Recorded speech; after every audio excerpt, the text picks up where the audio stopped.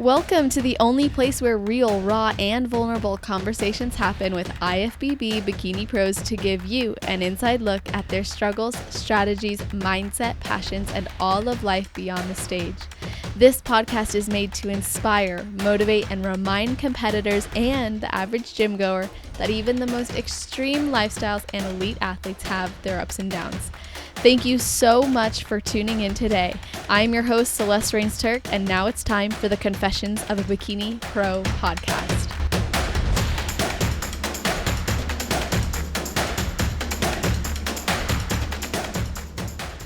Hello, everyone. Today we are doing the second ever group podcast for this show, and I'm very excited because these three women are best friends, moms, and of course, IFBB Bikini Pros. And two of them have been on the show before. One will be coming back on for an individual episode very soon. So let's welcome to the show Robin Maher, Sarah DeVore, and Valerie Lasbardi. Thank you all for joining me. How are you ladies doing? Yay! Good. Oh my gosh, Val, I was like, oops, I forgot to ask her how to pronounce her last name. It was spot on. You did excellent. Wow. Okay, that's good. Well, I am really grateful to have you guys here, like I said before. And since you guys are all besties, I thought we would just start and obviously not just have you guys on for this amazing Mother's Day episode, but also to see like how did you girls actually meet? Like who wants to start us off and tell us how you guys actually met? Ooh, I think Robin should head this question up. I should? Yeah. Well, Okay, so I don't know. I think I met. Go ahead. I met Rob. I saw Robin at the gym, and I went up to her like years ago. Like, was it 2014? Okay, 2014. 2014. And what did I say? I know you're on the elliptical. Like, I remember that, and I was like, I just like complimented her. She's the sweetest, genuine Sarah that she is. Yeah, she comes up out of nowhere and was like, "Oh my gosh, I'm watching you doing cardio. Like you're killing it. Good job. Like so cute." And I'm just like, I don't even know this girl. Like what? And then she ended up traveling to Vegas with me. Like, was it within that same week? It was like within a month for her first competition as a bikini competitor. And I went with her and like was her stage mom. And wow. Yeah, it was that. She was like, you can't go by yourself. What? And I'm like, oh, are you serious? And she's like, yes, I'm going to talk to my husband. I'm totally coming with you. And I was just like, who is this amazing person? And it was awesome. We had so much fun. Wait, Sarah, did you know she was prepping? No, I didn't. We just started talking and then, yeah. Wow. Yeah, I think she asked me then, was like, are you getting ready for something? And then I said, yeah. And then she's like, oh, I compete in bikini shows too. Like, so, we had that commonality, but yeah. So that's awesome. And then where did Val come in? And Val. So I remember how far back I've known you, Val, because I remember, so far back doing shows and. Yeah, because Robin's an NPC judge. And so I remember the first time, like I went to one of your posing clinics and then, competing locally here, you being on the panel, and you're always such a like welcoming face. And I loved getting feedback from you too. You were like so good at giving like details, about presentation, about, even suit color, because my very first show I had red hair and a red suit, so there's that. But oh, we love that one. Come on. Yeah. So I saw Val competing, year after year, and like she just always amazed me because she was so like, receptive to feedback, but so positive, and just kept like working her butt off as you see her doing all the time, and just had such a drive. And I just love that about her because, some people, and I mean, myself included, sometimes we get a little jaded, right? Or it's kind of hard. We can get discouraged. And so it seems like we kind of chatted a lot about that, right? And then eventually, I don't know, did we go to lunch or work out together? I'm trying to remember. Yeah, I know that, we've done lots of lunches. I don't even know how it evolved from here, but it did. Because it feels like I've known you forever, so. Yeah. And then we all went to awesome. Puerto Rico, and the rest is history. Yes, Puerto Rico was where our friendship was really really awesome. That's where it happened. Yeah, one room, 3 for a whole week. Super fun. Aw, that is so cool. And how important is it for all of you to like have each other and have so many things in common too? Oh, it's invaluable, priceless. Yeah, because we can totally relate to each other. You know, we've all been through the same experiences, and being mothers too, having kids. My kids are younger than theirs, so they can tell me, you know, that it will get better. Things, you know, Or harder. or harder. Yes, like, you know, because right now I still have to help my youngest brush his teeth and things like that. So it's like, oh, I can't wait until they're more independent, like your guys' kids are. So we can relate and empathize with each other. Yeah, Valerie, you have 3 boys. One is 5, one's 7, and one is 9. And you actually did your first competition when your youngest was 1. So was having your child what inspired you to get into bodybuilding, or were you already thinking about it and living that lifestyle? So I got on the stage, when he was about 1.5, and it was actually my husband. That's how it all started. My husband said, I really want to do an NPC show. Will you do this with me? And I had no idea. I had no idea where this road would lead me. So I was like, sure, that sounds like fun. Like, we can do this together. We can get fit and stuff. Turns out I ended up getting on the stage and he didn't. And then I just was hooked after that first show. And it's like, yes, I want to keep going. I want to, you know, get my pro card and all that good stuff. So Wow. that's how I got started. Yeah. Okay, wait, he never actually stepped on stage though. No, and he still hasn't, but he still would like to. So that's goals for my husband. That's But he awesome. totally supports you with the whole thing, which is so awesome, you know? Yeah, he's been very supportive. So yeah, like we go to Puerto Rico, he watched the kids the whole time and worked, and that was super nice of him to do. So That's super cool. And Sarah, your husband is obviously in the bodybuilding world too. So has that kind of journey evolved as well, where you guys inspired each other to compete? Or I don't really remember how that unfolded for you. Yeah, it's definitely something that brings us like closer together and something that we have in common. And he actually started competing first, and he's placed nationally, but has since just stepped away from the stage. And he's the NPC chairman of Utah, and he's also a national judge and an IFBB pro judge.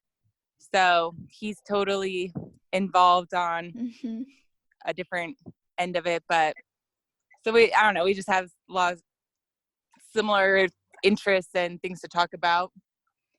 Yeah, for sure. Like Robin said, it's nice that your husbands really support that. And I think it's important to have so many supporters in your life. And Robin, you didn't start competing till after you had kids? Oh yeah. I didn't do my first competition until 2012. So my youngest would have been 6. Wow. When I first competed. Yeah.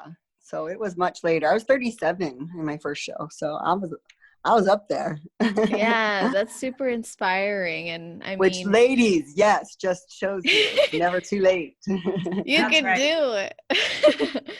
And did any of you experience like any drastic body hormone or mental health changes postpartum that actually impacted your approach to the sport over the years? Val. That's a good yes. So I mean, I started competing because my husband wanted me to do a show with him. That's how it started. But right after I had my youngest, I had severe postpartum. It was really severe. And that was the one thing my doctor told me, is that I needed to go and do something for me that makes me happy. And he said, you should try working out. And I thought, okay, yeah, I've done that before. You know, I used to do the classes, and I had done like the Jamie Eason 12-week Live Fit Trainer a couple years prior. So I'm like, well, that sounds like it might be fun. And come to find out, that was like such a good thing for me, and you know, kind of therapeutic. A lot of people say that as well, and so that's how I kind of take my lifting. Is it's therapy, keeps my head on straight, and it all is, you know, it all boiled down to from my postpartum experience with my last child. So I appreciate you sharing that vulnerably, and it's definitely something even just proven to help, whether that's with anxiety, depression, or other mental health related issues. And when we actually have the act of like squeezing a weight and picking it up, and it's essentially like a representation of us holding on to something and letting it go.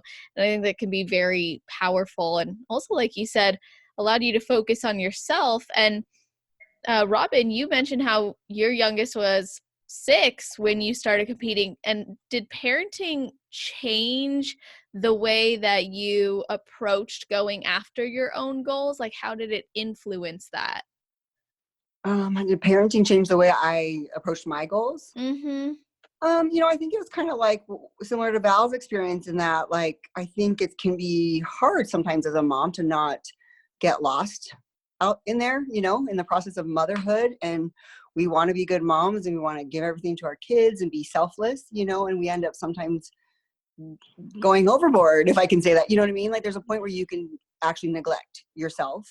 By the way, I posted about self-love this week on my Instagram, I saw but that. I loved it. you know, Yeah. it's really important. And I found it, and I don't know if my friends here, Val and Sarah, can relate, but I think it can be tricky sometimes to know, you know, what's too much. And sometimes we have a lot of different voices around us telling us, you know, you shouldn't do that, or you should do that, or you're selfish for doing this. And, you know, obviously, we know at the end of the day, you got to make choices for yourself and not worry about it. But so my approach, was just kind of, it was always me time as well. And I've been into fitness for a really long time. Like, I graduated in exercise science. And so it kind of always has been, like, even while I was having my babies and then recovering, you know, and kind of losing baby weight and everything like that. Long distance running was more, and yoga was more my thing. And then I got into the weightlifting. So, but I'm sorry if that doesn't answer your question, but that's No, how definitely it does. affected it anyway. This is something that I choose to do, and I don't feel I feel very strongly that my family shouldn't feel punished because of my choices. So, like, we still go, you know, when I'm on prep, I still go to family, you know, outings, family dinners and barbecues. We still go out to dessert as a family, even if I'm just sitting there and being like, oh, that looks so good, you know, like, how's it taste? And, you know, I keep treats in the house. I know, you know, I've heard some people are like, we just can't have it in the house, but it's my choice. So I just feel strongly that they shouldn't, like, be punished because of it. It'd be a positive experience for them too. Yeah, absolutely. Like, yes, it's your me time, but because it's your me time, it doesn't mean it has to interrupt or disrupt the normal, I guess, function of your family as a whole. Right. Like, so sometimes some years that's meant that I get up and I go to get up at 4 and I'm at the gym like early so I can be back in time to wake them up and get them off to school. I'm not doing that right now, but I've done that in the past and it worked out fine. I just do, you know, I don't let myself slide, but I don't let them get lower on my priority list as well. Yeah, like you really practice finding that, you know, the desirable balance. And you actually had been, you have 4 children and you were working at the Cancer Center at UCSD doing DNA sequencing with your degree in biotechnology. And when you decided to start a family, did you leave your work immediately to start your family, or was this a gradual transition? No, so I've always wanted to be a stay-at-home mom. I wanted to be a smart stay-at-home mom. That was my plan. And so as soon as so I worked all through my pregnancy, and then as soon as he was born, I've been a stay-at-home mom since then. That's awesome. And Val, you were actually breastfeeding all the way through your first prep. So I was wondering if you could talk to this a little bit and how breastfeeding during prep actually impacted the amount of food you needed, as well as your training and just your entire schedule. Yeah, so I stopped, my first show was in October, and I stopped breastfeeding in July. And so the last few months, I remember telling my coach, like, okay, I'm done breastfeeding now. And he's like, all right, now we can take things, next, we can bump it up a notch. So, but until then, it was just a gradual thing. There was never any concern for me about losing breast milk. I know a lot of moms get that concern when they're dieting, but the key is not to overdo it. So you don't want to go super extreme with anything, because, obviously too much stress on the body can cause you to lose breast milk as well. So it was easy. My son was older and for being breastfed, and so it just worked out. It was just kind of a seamless fit and a seamless transition from when I stopped breastfeeding into the rest of my prep too. And Okay. Yeah. Yeah. Oddly enough, I can say it was easy. I don't think other people could say that. It might not be as easy. I didn't know. I had a teammate and she was breastfeeding like all the way through her prep too. And she was talking about it backstage. She's like, I was eating so much food just to stay full. Because she was like dropping so fast. Yeah, it's fascinating how the human body works. And that's part of what makes, competing for shows so much fun, because you can see all your hard work as you lean out for a show and, then go into a reverse diet and things like that. So true. And we continuously learn about our body. And that's something I'll probably be talking to you guys about more, but kind of branching off of what Sarah said, like she always knew she wanted to be a mom. And some of the questions we got from the listeners were about like when it's time to hit pause and specifically on competing and then build a family, or how do you know when it's a good time to start competing after having kids? And Val, you hit play and pause multiple times throughout your competing career to build your family. So when did you know each time that it would be good to do that? Well, I didn't start competing until after my youngest. Mm-hmm. So it was just one of those things that it sounded good to me. Like, I think that's the most important thing, is going with what your gut tells you and what you can handle. If there's a lot of other things happening in your life, if, I don't know, like some people, maybe they could be able to prep, have a 1-year-old and be going to school full time, and they could handle all of that amount of stress. I don't know. But I really think it's a matter of looking what you have on your plate and seeing how much you can handle at that point in time. And then you can make a good decision from there. And did your body change from pregnancy to pregnancy and then prep to Yes. prep? Yes. Yes. 100%. Oh What my gosh. happened? Every baby is different. Like it is, I personally feel like it's harder. Like after the first one, yeah, I came back even tinier and littler. Eventually, it still took me almost a year. But then each one is just, your body just changes a little bit with every baby, in my experience. That's my experience too. Yeah, I think every that's time true. It gets harder to recover. So. Well, mine actually got easier after each one, so I am not like serious? other people. Yeah, Lucky. I don't know why. I gained the least amount of weight with my third pregnancy. I lost it the fastest.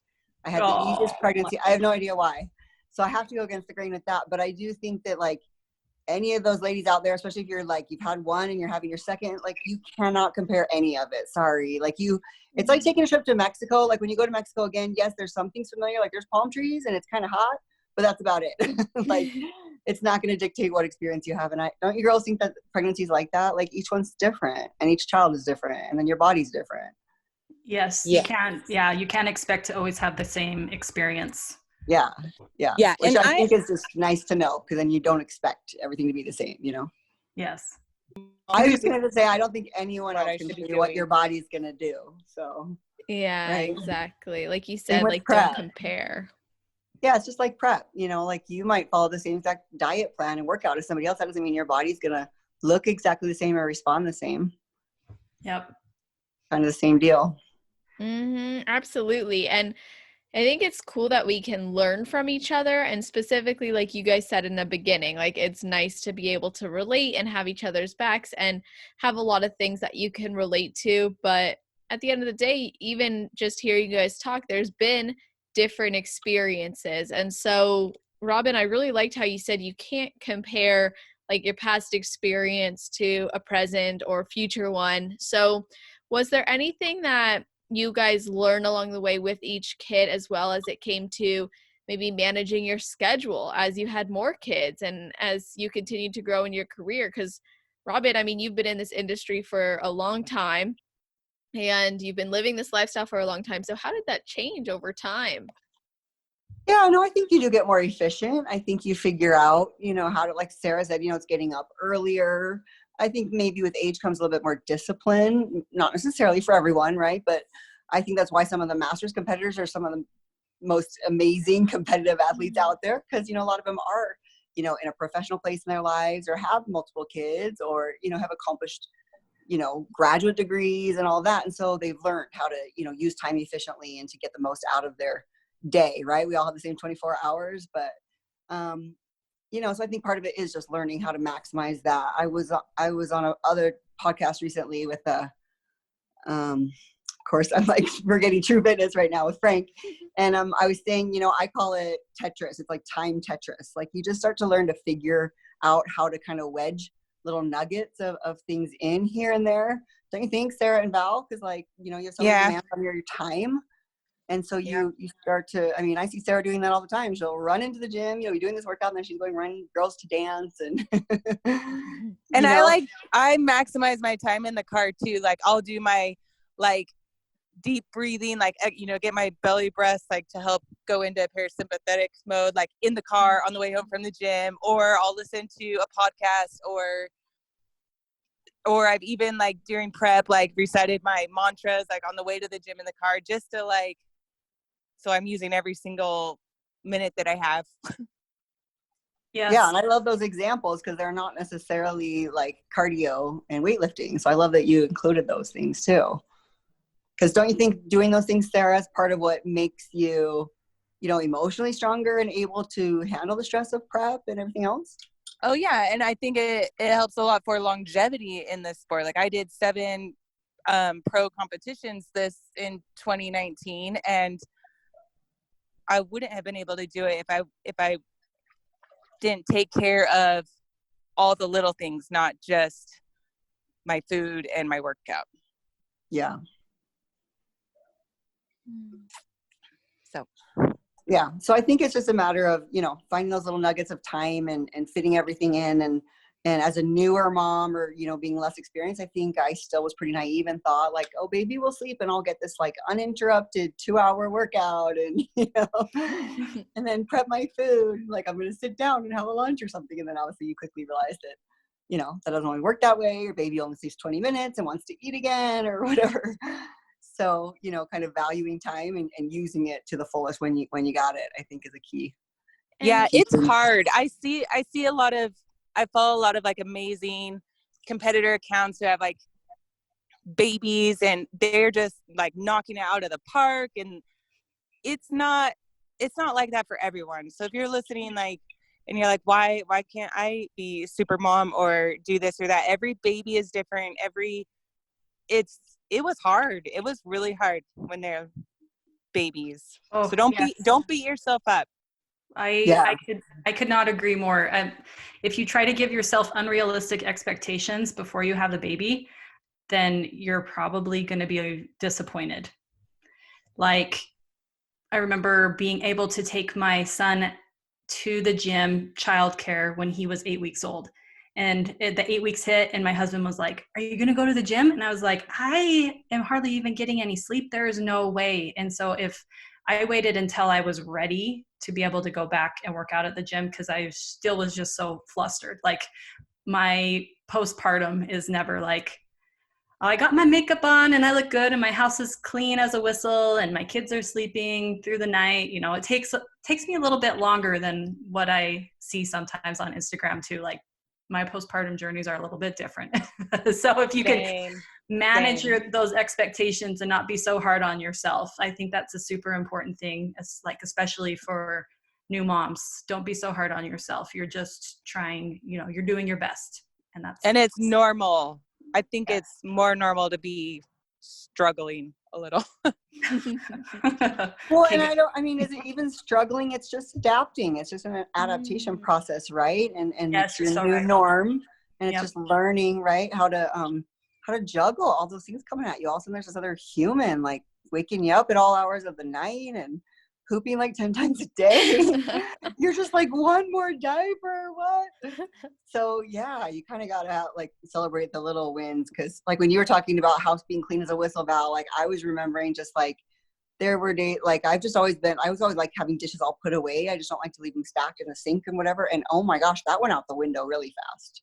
All of a sudden I was like, oh, okay, baby's fed. I'm laying down and taking a nap. Like, who cares about dishes, right? So you kind of have to let yourself, that's kind of that self-care stuff, is like there's times where you getting a workout or getting a walk outside or meeting friends for lunch is way more important than dishes or maybe other silly things, right? That you might put pressure on yourself to just do everything and be perfect or whatever. Yes. Yep. That's totally the way that I felt with all the babies. However, like right now in quarantine life, if I don't put makeup on right now each day, then I don't feel accomplished, and I have time to do it. I have a little bit of time before I get going with the schooling, but like that makes me feel good now. But back then, there was other things that I would rather do besides put makeup on when I was a new mom. Hair and I ponytail. love that. I think it's just so real. Just hearing you guys talk about it, it reminds us that like everybody's so, like a real person. You guys have experienced these things, and you each are taking away that there are unrealistic expectations that many people go into it with, and it can leave them disappointed. And Robin, I love what you said. It's not struggling, it's adapting. And I think that's a really great way to reframe it. And it actually made me think like, when you guys were entering into motherhood, what were some of those unrealistic expectations you had that you later realized, maybe that can't be done, aside from, okay, the house is going to be spotless? I just thought there was going to be a lot of time. Yeah. They're like, oh, babies sleep all the time. But I was busy. It was really frustrating because I'm someone who likes to check things off, and I like to accomplish things. And it's really frustrating because I would be busy all day long, but literally you have like nothing to show for it. And so that was like, just because my personality type was especially hard for me. Yeah, I think that's a good one, the time factor. Like I remember thinking, what am I going to do all day? And you just, you blink and you're like, it's 2 and you haven't had a shower and your shirt probably has spit up all over it. And like, oh, I don't know, half the day's gone. But yeah, and I just want to interject for a second. I didn't mean to take away, like when you said struggle, Val, I didn't mean to like, when I said it's not a struggle, I mean, it feels like a struggle for sure. I just was trying to struggle. Yes, okay, it's a good way to reframe it, because it makes it more like, yes, you're adapting, because it is a struggle, but yes, you are adapting. It feels like I'm a struggle, and it can I'm feel still going to go with overwhelming. struggle. It was a struggle. No, it's a struggle, and it feels hard. Yeah, and you can feel overwhelmed for sure. And so I was just suggesting 100%. like, because it's normal, which is what you've all agreed on, right? Is like, if you're feeling that way, it's 100% normal. So just to hit that home. But yeah, just to rephrase it is like, you got this. This is just, you're going through a learning process, and it's okay maybe to feel, that you're struggling, or it's okay to have days that feel really, really hard. Or you'll think, I remember thinking, I'm like no good at this. Like I'm just not naturally a good mom or something. Like I remember feeling like I was bad at it, and other people are just magically good at it, Yes, for like sure. I remember reading like a sleep book. It's like, this is how you can sleep train your 1 or child. 50. I read 50. Yeah, I read a few, and I was like, work. yeah, and I was like, I am so, and this was with my first son. I was like, yep, he's going to be sleeping by 2 weeks, and da da da da da. And I had everything lined out. It was my plan, everything, like the checklist, Sarah. It's like, and this is going to happen, and this will happen. Guess what? Nothing on my list of expectations. Nothing went my way. And they're like 6 months old, sleeping in the swing, and you're like, at least they're asleep. Yes. Exactly. They're alive. They're breathing. They're good. Yes. Kind So, of, do you guys think like actually someone asked about like coaching yourself when you have kids because maybe it's easier to do that if life is less consistent with babies or with kids? Like, do you feel like it'd be easier to coach yourself? No, Yeah, no, I don't. I would that's never. a terrible idea. It could be a lot harder because I it would already is never. hard enough as it is. But a nice thing Yeah. about having a coach is you have that accountability to them to follow through on what you said you're going to do. So I like. And then that. you're not second guessing. Yes, and not second guessing like, oh, well, whatever, Yeah. all the things that we think Yeah, about. I think that'd be way too easy to be like, oh, I had a hard week or this happened. So Or I'm breastfeeding, so I should get this 800 more much calories. more. Yeah. Yeah.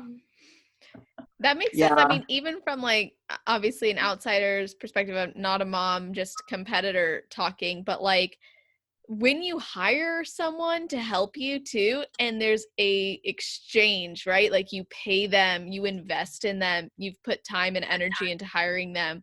There's a new level of commitment and you pay more attention because of that. And I could imagine if you're a mom and you're in this new situation, or maybe you have a lot of other things to manage, the last thing you'd want to be doing is like sitting down to plan out the exact, deficit you need to be in or surplus you need to be in or training plan you need to do to get to where you want to be. Yeah, I think all three of us agree that we very much value having a coach and having the accountability. I absolutely personally need like the second set of eyes because I get super bad prep goggles and I always think I need to be leaner and always think I should do more cardio and I've ruined myself. Who, a few times with you? that. Never, right? Right. So I would just say definitely need a coach for sure. And then like you said, Celeste, is like, then you don't have to think about it. I don't want to think about it. I just want to do. Just give me the plan and I'll do it. Yep. Don't And- think, just do. Yeah. Robin, as a single mom, like over the years, has this made it difficult for you to make time for everything you wanted and needed to do for your fitness goals and career? You're obviously well accomplished. You're managing, I don't even know how you do everything you do, but had it been difficult, or were there times of difficulty because you were facing this as a single mom? Because I was competing, you mean, or Competing, pursuing your career, and raising your kids. along with everything? I mean, yeah, I think it's hard. I mean, I think, we all have lots of different demands, right, on our time and everything. I mean, it for sure would have been easier if I had, someone else at home, like supporting me where I, am not leaving kids or trying to juggle all of that myself. Like there's been times where for a while, this one voice teacher that my daughter Olivia was going to, I used to run hill sprints. I used to do my cardio while she was in her voice lesson. So that's just one example. I do that too. Because she lived up on the bench on the side of a mountain. Yeah. So I was just like, okay, I'm not going to just like sit in my car and wait for her. So cardio time.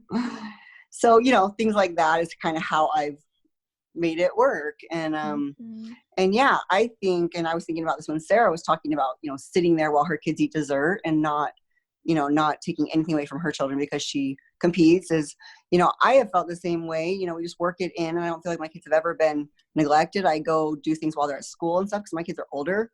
So, when they were younger, I would work out early. And then, so if anything, I feel like it's really awesome for kids to see their parents accomplishing things, single parent or not. I agree like 1,000%. And my daughter the other day was telling me, because my girls are competitive dancers and it's hard and it's scary, and they get up there on stage to do their solo and it's hard, and they feel sick to their stomachs before they walk in. And one day my daughter was like, Mom, like, you just don't get it. And then she like paused and she's like, oh wait, you do, like, and it's priceless because you can tell your kids stuff That's so all the cool. time. Like you talk to them, all the time, trying to teach them life lessons, but the lessons that they really learn are the ones that you show them. And I think showing them like consistency and passion and dedication and commitment, like it's Well, and the priceless. Like discipline. I don't need to preach to them. They see it. the discipline, Sarah, of you, like, I mean, to be able to go out to, I'm sure you guys were at like Leatherby's having some giant ice cream Yes. sundae or something, you know, Yes. and when they see that you have such a healthy, I think, like relationship with food, that you're not sitting there saying, oh, this sucks so bad, poor me, I don't get to eat all the ice cream, you know, and Right. not that we don't have those moments, but I just think there's such a strength in you, you know, showing them that you're disciplined and you're committed to something, and that you're not just going to give in, because I'm sure you want to eat it. They know you Yeah. like treats. And my You are kids know I love treats. It's not like I'm right, some weirdo that just only likes healthy things, but which makes it all the more Whoops. powerful, you know. That Right. makes it But all the more. so they know, like, and I don't complain. I make sure that I don't complain in front of them. They know that I like the food that I eat, and they know that I love treats, and I do indulge when I can, or, you know, I make something fit. And yeah, I think that's very important. I think the whole process of competing, I never let my kids hear me say anything negative about my body. I only talk positively. Like, I just think that is important too, that they don't hear me voice anything negative about myself. I think we should hit on that, just because I hear that so much, and I don't know, Sarah and Val, if you guys have had as much as I have from people around me, but I think it's a really good topic to discuss, because sometimes we get it from other mothers, you know, that are saying things to us like, oh, that's so unhealthy, and your kids are I've been told my kids are gonna have eating disorders, and that I'm such a bad example, and all this kind of thing, which, you know, the topic that we just discussed, I think is so significant, you know, that you're setting goals, you're accomplishing them, you're showing your kids so many things. I think they're learning amazing lessons. So I don't give those people the time of day, but I do think it is really important to hit on the fact that, like, I'm the same way in my house. I never say the word diet, like I'm on a diet. I always just say I'm preparing, you know, for this competition. And I talk to my kids about, like, the time frame and the, you know, what goes into it. And they have seen it, you know, me go through that, just like you, Sarah, and you, Val. And I think that teaches them so many things, that, like, we can make sacrifices, you know, to accomplish a greater goal. It's like saving, you know, for a vacation or whatever. It's like I'm putting little pennies in the bank, you know, so we show them, you know, what those steps are each day. But yeah, more importantly, just to hit on the fact of, like, you know, not talking negatively about your body, not ever saying I need to get skinnier. I never say, like, I need to lose weight, I have to lose body fat, or my coach is going to kill me, or I'm not going to win, or, like, I never even say things like that. It's always about healthy, strong, and, like, preventing disease and illness. Those are the only things we ever talk about when it comes to food. Yeah. I love that you guys brought that up, because I was actually asked by someone, they wanted to know, like, how do you actually go about changing your physique and showing that your physique is changing while keeping the conversation body positive? And it sounds like it's the reinforcement of the accomplishments and the goal setting and the discipline and the honoring of yourself to actually go after that. Taking care of your body. 100%. Yes. Yeah, like with my kids, sometimes I'll say, you know what, you were born, and I mean, obviously this isn't everyone in this world, but my 3 children, thank goodness, were born with healthy, strong bodies, even my tiny little 2-pounder, that they have these amazing, perfect bodies. And so I always just talk to them about taking care of what you've been given, you know, always being able to maintain your abilities that you have, so that your whole life, you can enjoy your life to the fullest. And, you know, go everywhere, travel, do all the things that you want to, you know, you can go climb a mountain if you want to, you can. So I think emphasizing that, whether they're little boys or little girls, because, you know, little boys can have negative body image too. They pick up the things they hear too, whether it's mom or dad. So I think just always talking about being strong and fit and feeling good, like having good energy, all that stuff is so powerful. I found that kids are always wanting to label things like good and bad. Like, mom, is this good for me? Mom, is this bad? And I really don't like putting a label like this is good, this is bad. On food, I just tell them, you know, like, focus on eating the things that you should be eating, you know, and then don't worry about, instead of worrying about what you can't have, worry about what you should be fueling your body with. What are the best things to help your body be strong, instead of what things you're trying to avoid. I love that perspective. And I think that's important for anybody, you know, not just kids, but why is it that so many people give competing such a bad rap, and this is why then it, I guess, initiates that conversation of judgment around, oh, well, you're a mom and now you're displaying a negative body image and a negative relationship with food because you compete. Like, no, I didn't get into competing because I hate my body and I want to have an unhealthy relationship with food. And that's not what's happening either. Is that the truth for a lot of people? Is that the case? Yes. Is it resolvable? Yes. Can we still compete with those things and move through them? Absolutely. But I think it's unfortunate that, the sport itself has been given that bad outlook that then people think, oh, once I become a mom, I'm not going to be able to be a good example. But it's like, why can't we set that example for ourselves first? Develop a healthy relationship with food, develop a healthy relationship with your body. Then that demonstration of the lifestyle will be very natural. And it sounds like for you guys, that's become a natural conversation, like focusing on doing what's best for your body so you can have the best life and feel good about what you're eating because it actually is nourishing, and yet still enjoy the treats and the indulgements of life and not judge yourself for it. Yes, Yeah, exactly. I think so. And it's all about balance. And if I can say so, I think all three of us have a good balance with that in our homes. Like, I don't think any of us, we don't ban sugar, like Sarah said, there's no good food, there's no bad foods. Like, you open my cupboard and there's chips or there's ice cream in the freezer or whatever. It's just more about teaching, again, just to add to what Sarah said, it's more about teaching them like about the choices through the day, right? And balancing it. Like, if my kids want to have ice cream and they just woke up, it's summertime and it's 1:00 in the afternoon and that's the first thing they're having, I'll just be like, well, hey, let's make something else first. I don't mind if you have ice cream later, but kind of just teaching them, to put the good stuff in first, or get some protein, get some healthy stuff. And then it's okay to have treats, or let's bake brownies later. And so I think that's a very important skill, like a life skill to teach our kids, actually, because I work with a lot of adults, and Val coaches too. We work with a lot of adults that haven't, sadly, mastered that or didn't have it modeled in their home, and they're still struggling with it. And they're like, in their 30s, 40s, or so. I think that's a really important thing to teach our kids. Yeah, because growing up with the idea of foods that are bad or having foods that are restricted that you just can't eat, I think that does take a toll mentally on your perception of food. And so I like to use the concept of like nutrient dense foods. So what has more nutrients? And so my kids are starting to grasp like, oh, if it's more like a whole food, like if I pick an apple over fruit snacks, that's more nutrient dense. I'm like, have some apple slices, then have the fruit snacks. So it's the same idea. Like I want that balance for them in their lives as well. And they love to talk about protein too now. They're really good at that. Is this protein? Is this slice of turkey protein? I'm like, yep. Can I eat this first and then I can have a treat? Sure.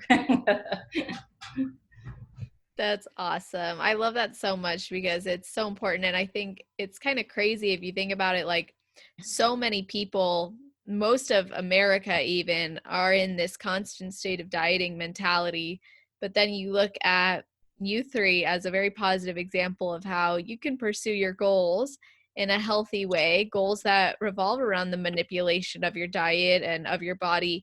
And it doesn't have to come from a negative place. And something that actually got brought up around this is like, how do you go about preparing meals or foods for your kids? And Val, I'd love to hear from you first on this because your kids are younger.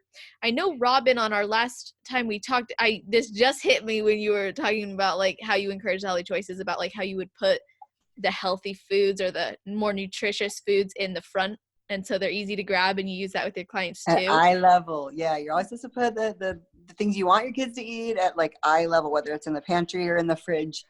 And That's the a great idea. Chips and fruit snacks are, things that I don't want them to pick first, at least, are kind of up at the top or out of the way. Yeah.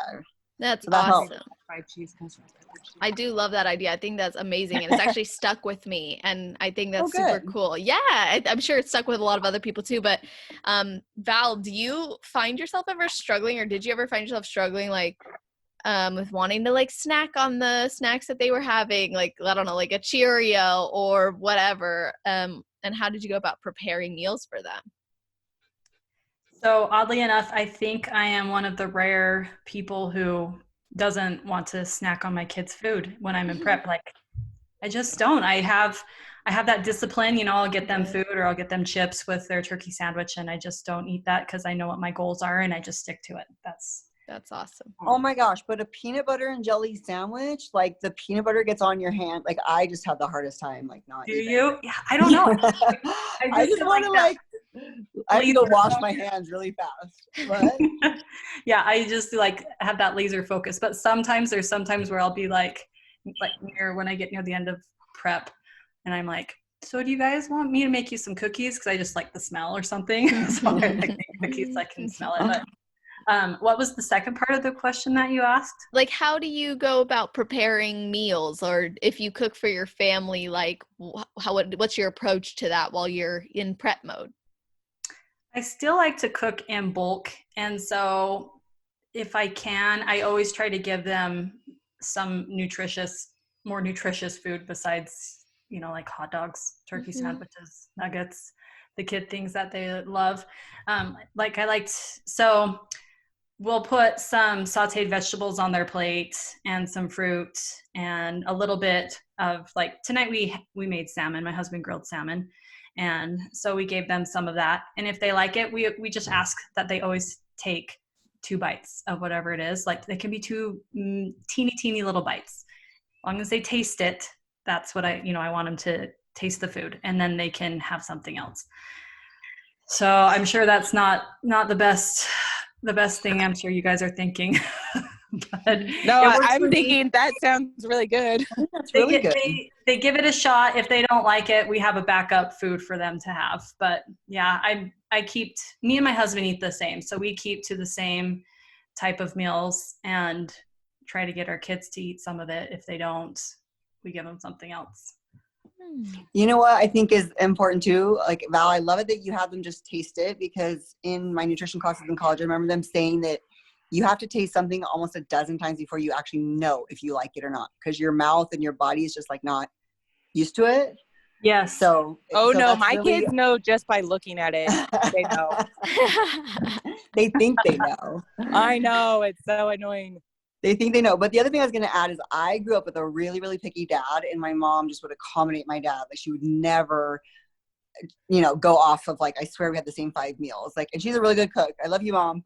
But, but I didn't taste a variety of things growing up. And so I just wanted to say to all the parents out there, even if you don't like it, try to allow your kids a chance to, like, say you hate avocados or say you hate salmon. If there's an opportunity, you're at someone else's house or your parents have you for dinner and there's something you don't like, try and give your kids those things to taste, just because that's really good for them. So way to go, Val.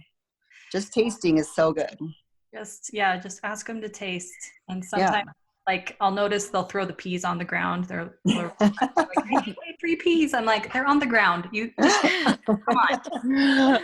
It's so funny. Sometimes you watch them, like my 7-year-old, he'll put like a pea in his mouth and then it's like he starts gagging. I'm like, seriously? Teeny little pea, and we've slathered it in butter. Like, you can eat the pea. It's not bad for you. I promise. It's good for you. They're gonna die.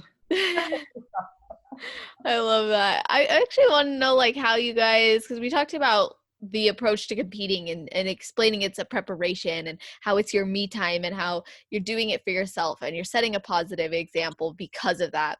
How do you actually go about explaining the sport to your kids? So, well, my kids know that I'm being judged on my muscles, and I think a common like concern with moms, or I've had moms reach out to me, about like being in a teeny tiny bikini, which is so teeny, on stage. But like I said, my daughters are competitive dancers, and I kind of like related it to like their ballet class. When they're in ballet class, they have to wear their leotard, they have to wear their hair in a bun so that their teacher can see their lines and make sure that they're in the correct form. And so I said, that's, when I'm on stage, I need to be in this little bikini so that the judges can see, my muscle, and that's what I'm being judged on. And that makes sense to them. And then I, just like they don't wear their dance clothes to school, and they don't wear their school clothes to church. Like there's just a right time and a right place for it. And and they totally get that. Like, it makes sense to them. Like it's a uniform, and that's the Yeah. appropriate uniform for that event. Yeah. Yeah, that's a good way to say it. Yeah, and I'm the same way. Like my kids know that it's a muscle competition. I'll show them pictures. If I get videos, I'll show them videos, and they don't even care. Do you think the way you explain it to your boys will change as they get older?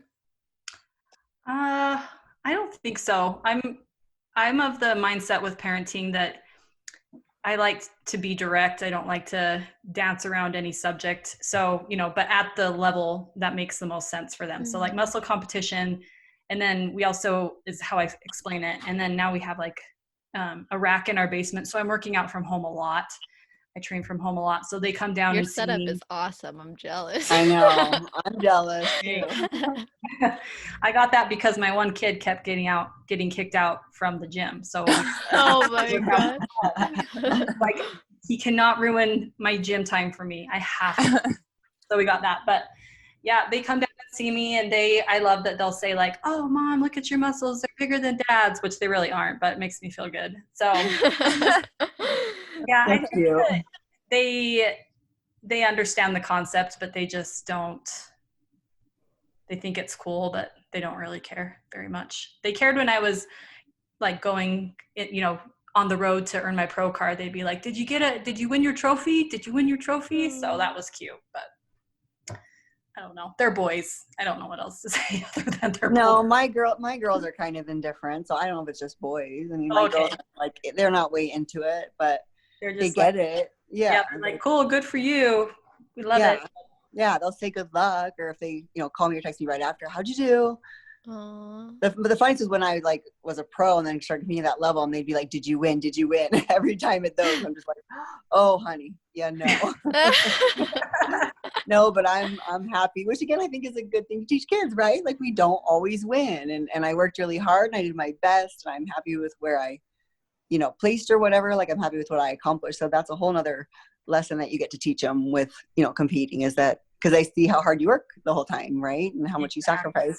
So then you also get to have that conversation about, everyone's not always a winner. Yeah, there really are so many good lessons that come from contest prep, and having kids being able to see us go through something like that is difficult, that does require a lot of discipline and persistence. I think that really is, and leading by example. I think that's also a really great thing, because it's not just what we're saying, but it's what we're doing. So they see. Yeah, I think it's fun. Something that I've done before is like ask my kids to help me remember to do certain things. Just for those parents who have kids old enough to do that, and it makes them feel really important and like they're involved in it. Like I'm really bad at remembering to stretch. So I remember there was kind of a phase where like right before bedtime, I'd say it'd be like stretching time, and we would all stretch together, and then it usually end up with some kind of sit up or push up contest, or or like something, in the kitchen, like, oh, I can't have these treats right now, but we would plan like what I was going to have right after the competition, and we'd have a lot of fun, like planning that, that reward meal or that cheat meal. So I think involving them, with some fun things like that can make them feel like they're a part of it, or make them feel like you really need their help, which is always good for them. That's a great idea. That's so fun. Yeah, because my boys right now, they love to do push-ups or to show me their sit-ups, or flexible brushing teeth at night, and they're like, let's see whose muscles are bigger. So that's so cute. I love that. Oh, I think that's awesome. And you guys have even I know, Robin, you've worked out with your son a lot, and you were for a little while. He's not in the States right now. I saw that on your story, but do you feel like there's a positive influence when, as they've gotten older, you've been able to work out and train with him? Do your girls like to work out too? Like, what's your approach to the working out aspect? You know what? I invite them, like I always have. And over the years, like sometimes they'll go through phases where they will go with me and they'll get all gung ho about it. And then it might fall off or whatever. But my approach has always just been that I'll invite them, or like right now, like I'm going for walks like multiple times a day, because it's like keeping me sane. And so I'll say like, hey, you want to come for a walk? And I'm usually taking the dog out, and usually it's no, to be honest. But yeah, like sometimes I'm pleasantly surprised, and they'll be like, yeah, I want to go. So with the gym, it's been like that. It's kind of sporadic over the years. My son, as he got, a little bit older and kind of started seeing like, oh, my mom knows stuff, and he would go to the gym with me, and then he would see people like come up and ask me things, or so then I think he gained a little more respect, like, oh, she knows what she's talking about. And he would say like, what workout should we do? Or like sometimes his buddy would come over and they'd be headed to the gym. They'd be like, okay, we're going to do legs. Like what machine should we do? Or what exercises should we do? So that was kind of fun, to feel like that. That's cute. They came around, but it's funny you asked because, once he got to Australia and we'd be texting or FaceTiming, he was running like every day. Like, I don't know if he's kept it up. And he said, I think I'm in the best shape ever right now. Like, I'm the fittest. I'm like, well, yeah, you're at sea level. You probably feel like Superman, but no. Wait till you come back to Utah. Right. It's hard. But I loved that he was going, for a run on his own, that he chose to do that. And actually just a couple days ago, Olivia, my youngest, and I couldn't find her anywhere. This is my daughter that just turned 17. And she ended up being in my garage, which is where my treadmill and my weights and stuff are right now. And she was like on the treadmill, and I'm sitting there like, like speechless, like dumbfounded. Guys, I literally pay my kids to work out. I'm like, for every mile you do, I'll give you. No, I'm not kidding. And the other day, it kind of backfired on me because my 9-year-old was like camped out on the treadmill walking for 10 miles because she's going to buy a puppy. And we're like, no, we're not doing She's like that. doing 400 minutes, 4,000 minutes, Mom. I know. She's goal getter. Yeah. Yeah. That's adorable. But see, look how cute that is. Like, she was so determined. She was just going to do it. Yes. And that's good that you're doing that, because right now it's hard to get my kids out the door with this weird, I think that's important. Yeah, there's probably a lot of temporary new normal. Yeah. Yeah, they need to get out in the sun and the vitamin D right now. Oh, And- and today was so nice. Val, you talked about like how your kids were cheering you on when they knew you were going after your pro card. And Robin, you talked about how they're like, did you win? Did you win? Have any of you had your kids at a show? Yes, I have. What was that My like for daughters- you? Oh, it was so fun. So my daughters actually got to come to a pro show this summer in Vegas, and Val and Robin were there with me too. That's And right. so fun. it was so fun, all of us. So yeah, all three of my daughters and Val and Robin were there to cheer me on and do the whole post show food and celebration, and it was super fun. I loved having them there, and they were being there. screaming like it. I literally think tears came to my eyes. I mean, they're adorable kids. I love them anyway. But Sarah comes out on stage and seeing those little girls, like, yeah, Mom, like, go. That was the cutest thing. Like, every kid should have an experience where they can cheer on their parents like that. Like, it was adorable. They were so excited, like, because during prejudge they were asking me all sorts of questions. So like, what's happening now? What's happening with my mom? What are they doing with her? Aw. That's amazing. Val, Yeah. do you have plans to have your kids come to a show? I really, really want them to. So as you know, Sarah promotes the Wasatch Warrior show, or not Sarah, Robin. I was like, wait, this is news.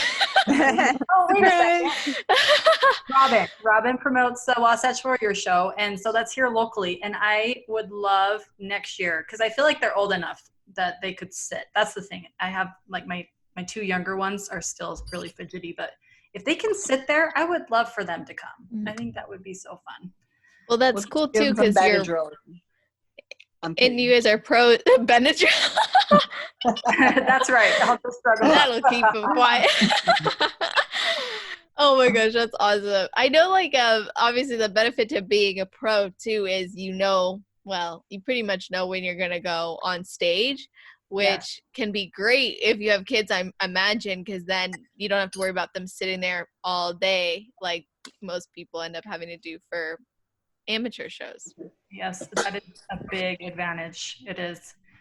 So, and also for the people in the audience. So I'm really hoping next year kids can be there. It's gonna be so fun.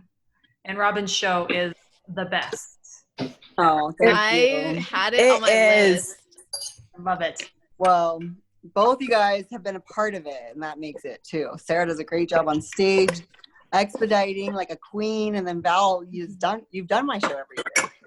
Yep. See, you made me postpone it this year just so you can make it, right? Exactly. That. Uh-oh, you're gonna get some hate mail. Trying to see the positive side of things. You know? Oh, that's awesome. Well, you guys have shared so much amazing stuff on this show so far, and I have like one random question, and then I have two more kind of like three more advice-based questions. So, random question is, did you guys do anything for your skincare during pregnancy that you felt was really beneficial?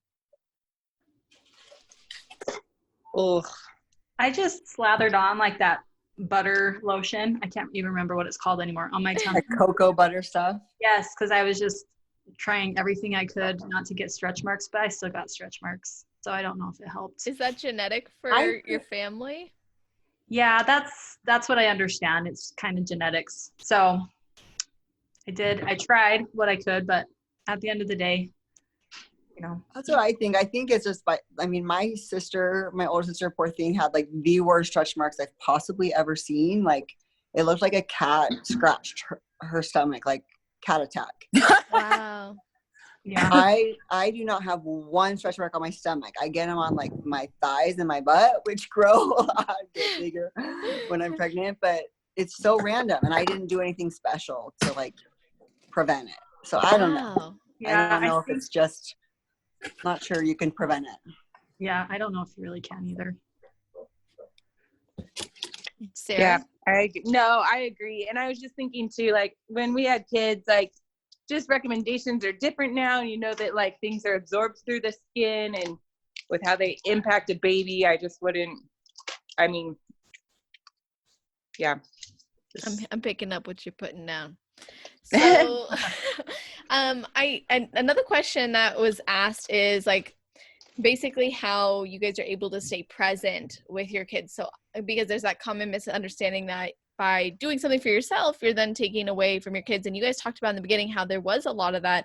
Is this too much? Is it not enough? And there was questioning. So I'd love if each of you could share maybe a tip or something you did to help others see the ability or create the ability to prioritize their kids while still going after their goals. The biggest thing is wake up before they get up. Wake up, get your cardio in or your workout in or whatever it is. So it's just making the time so that when they're awake, you're there for them. Yeah, or nap time. Like when mine were younger, I might do some cardio in the morning early because I was usually running back then, so I'd be running miles, but I would do weights during nap time. I remember doing a lot of like back then it was like videos or DVDs, but whatever it is that your form of exercise is, you can utilize nap time. Like, again, it's like that Tetris concept I was saying, like you have to just kind of find those little chunks of time. Yeah. And like what Val said, it might be broken up during the day. Like it might be cardio in the morning before anybody gets up. And then maybe you do a little bit of something else later. Not that if you're working out all day, I'm just saying like, if you can only get a little bit here and there, I feel like you kind of have to change your approach sometimes. Like, it's not going to be one, continuous perfect workout. Lots of interruptions. I remember being on the treadmill when my kids were little and lots of little bodies coming in and out. I need this, open this toy or, turn this on or whatever, put a DVD on, and that's okay.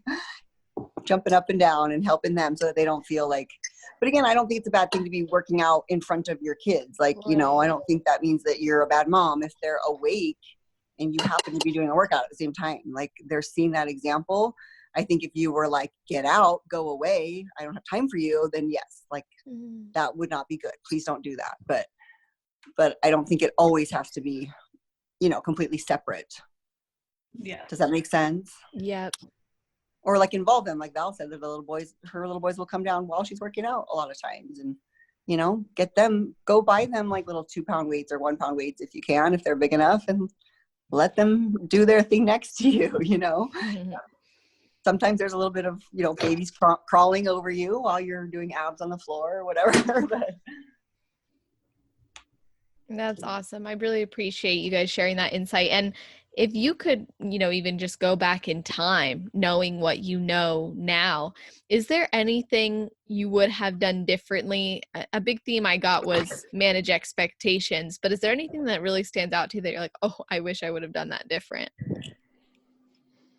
The biggest thing for me is I wish I could go back and tell myself not to beat myself up so much. Because I really beat myself up about, all the little things, and those little things didn't end up mattering in the big picture, because that they work out in the long run. And what matters is that you love them and that you're doing your best, and you're not going to be a perfect mom, but that's okay. Because there is no such thing as the perfect mom. Yeah, and weren't we just saying the other night at Robin's party that we remember being like when our parents were about our age and we thought that they had it all together, but we're always figure stuff out, and every kid's different, and so it's a dynamic learning experience all the time, ebbing and flowing, ebbs and flows. Yes. Yeah, I just want to add, that was great what Sarah said. I think, just being kinder to yourself. But I remember being really impatient as far as losing baby weight and feeling like I had to get back into shape really fast. And, in those first few months, especially, just enjoy your baby and give yourself some time. Your body built a human for 9 months. So, I've heard somewhere to, give yourself at least, 9 months or more to, recover from that and to get back to maybe, your, what you consider your normal activity again or whatever. So I think, I don't know, personally, I was just very impatient and I wanted to be there overnight or in 2 months or whatever. And I don't think that's healthy or realistic for most people. Actually, I'd love to kind of branch off what you just said and ask Val what her experience was with when she decided to go and compete again. So how did you know after you had your second child, okay, now I'm going to compete? And then when did you decide, okay, now I'm going to have my third child? So I didn't compete until after my last kid. Oh, okay. So you had your second child and then you waited and you recovered, and then you had your third child and then you went back to the stage. Yeah. It's after my second, I just did a 12-week diet, that Jamie Fit Live Fit trainer from bodybuilding.com. It was free at the time. It was so free, but I did that to prep basically for my husband and I went on a vacation. And so I did that. But yeah, I didn't compete at all until after I was done having kids. And how long after? I started prepping for my first show in April. So he was 13 months old, or no, 14 months old when I started prep. Yeah. That's awesome. Well, I appreciate you guys sharing that so much. And Val, I'm excited to talk to you more too on your own individual episode. And if you guys haven't heard Robin or Sarah's episode, I'll make sure I include a hyperlink in the notes to this. But before I end this, do you guys have anything that you wanted to add that I didn't touch on yet? I don't. Yeah, I don't either. Awesome. That was fun. It was fun. I think we hit a lot of good stuff.